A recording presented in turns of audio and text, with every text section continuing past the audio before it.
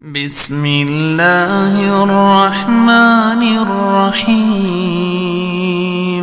عم يتساءلون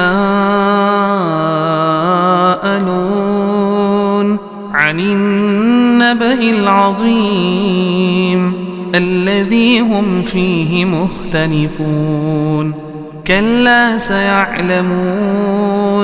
ثم كلا سيعلمون ألم نجعل الأرض مهادا والجبال أوتادا وخلقناكم أزواجا وجعلنا نومكم سباتا وجعلنا الليل لباسا وجعلنا النهار معاشا وبنينا فوقكم سبعا شدادا وجعلنا سراجا وهاجا وأنزلنا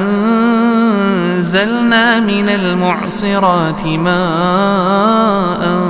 ثجاجا لنخرج به حبا ونباتا وجنات ألفافا إن يوم الفصل كان ميقاتا يوم ينفخ في الصور فتأتون أفواجا وفتحت السماء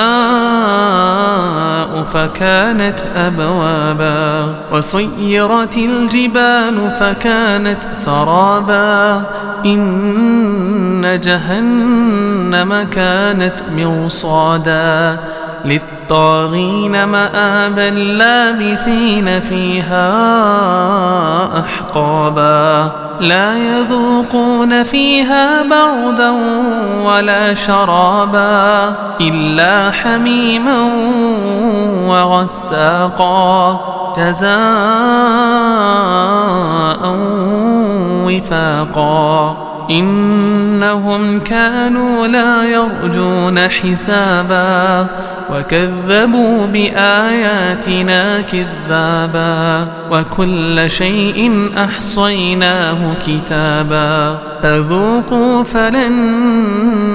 نزيدكم إلا عذابا إن للمتقين مفازا حدائق وأعنابا وكواعب أترابا وكأسا دهاقا لا يسمعون فيها لغوا ولا كذابا جزاء من ربك عطاء حسابا رب السماوات والأرض وما بينهما الرحمن لا يملكون منه خطابا يوم يقوم الروح والملائكة صفا لا يتكلمون إلا من أذن له الرحمن وقال صوابا ذلك اليوم الحق فمن شاء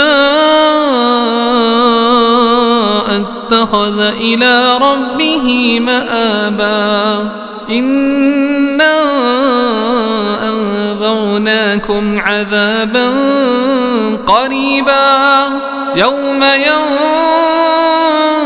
ينظر المرء ما قدمت يداه ويقول الكافر يا ليتني كنت ترابا.